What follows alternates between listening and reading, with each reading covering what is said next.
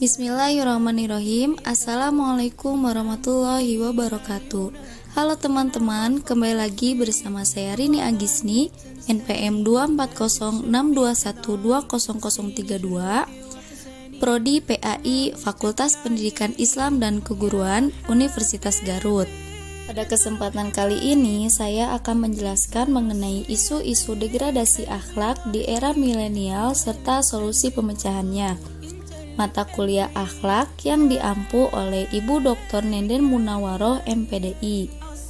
Pada pembahasan materi ini, saya akan membahas mengenai pengertian akhlak, pengertian degradasi akhlak, faktor-faktor terjadinya degradasi akhlak di kalangan remaja, dan juga apa upaya yang dapat kita lakukan untuk mengatasi degradasi akhlak. Pertama, pengertian akhlak. Apa itu akhlak?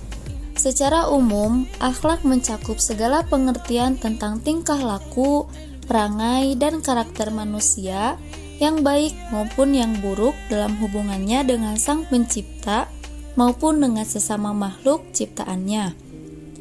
Secara terminologi, akhlak adalah suatu keinginan yang ada di dalam jiwa yang akan dilakukan dengan perbuatannya tanpa melibatkan akal dan pikiran. Atau dengan kata lain, akhlak adalah sifat yang melekat dalam jiwa seseorang itu dengan mudah melakukan sesuatu tanpa banyak pertimbangan. Akhlak juga dapat dipahami sebagai prinsip atau metode yang ditentukan oleh wahyu untuk mengatur seluruh perilaku hubungan antara seseorang dengan orang lain, sehingga tujuan kewujudannya di dunia dapat dicapai dengan sempurna. Lanjut ke materi yang kedua, yaitu pengertian degradasi akhlak. Sebelumnya, apakah teman-teman tahu apa itu degradasi akhlak? Secara etimologi, degradasi berasal dari bahasa Inggris yaitu decadence, yang berarti penurunan, dan dalam bahasa Indonesia, degradasi artinya kemunduran dan kemerosotan. Degradasi akhlak adalah suatu fenomena terjadinya kemunduran akhlak atau budi pekerti seseorang maupun kelompok. Nah, saat ini Indonesia, moral remajanya itu mengalami tingkat degradasi yang tinggi, namun bukanlah tanpa alasan mengapa hal ini terjadi.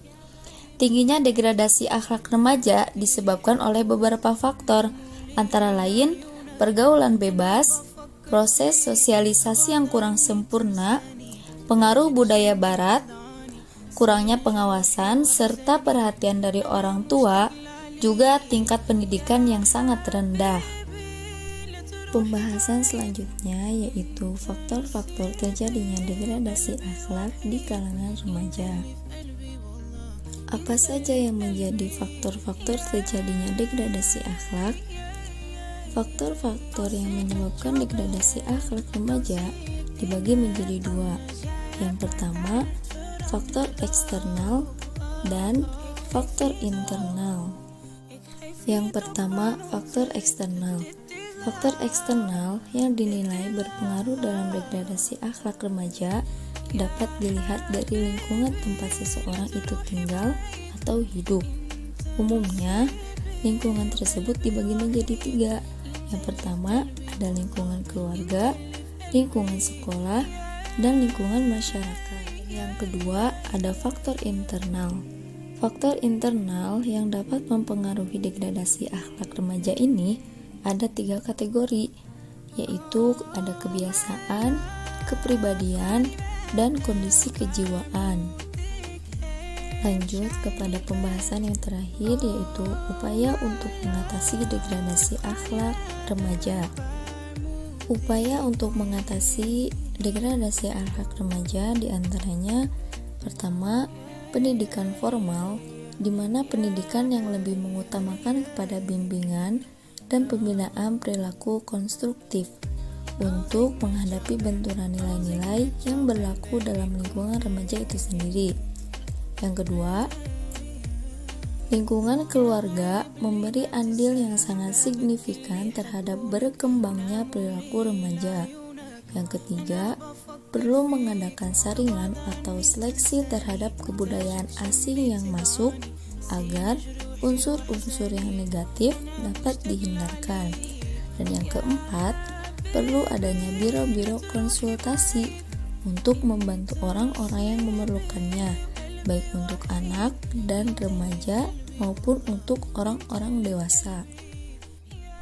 Dari materi yang telah saya sampaikan dapat disimpulkan bahwa di era globalisasi, lingkungan memiliki definisi yang luas. Seseorang bisa sangat mudah menemukan suasana yang dia suka, sehingga memunculkan efek positif atau negatif. Remaja merupakan generasi yang paling rentan terhadap pengaruh negatif yang menyebabkan dekadensi moral. Masalah ini sangat sulit diatasi jika hanya mengandalkan teori-teori psikologi barat yang sekuler.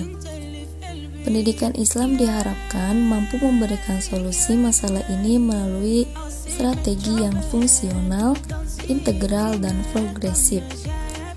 Strategi ini bisa berupa pembimbingan problem solving dalam menghadapi persoalan diri dan masyarakatnya, serta pembentukan pemahaman secara integral tentang hubungannya dengan Allah.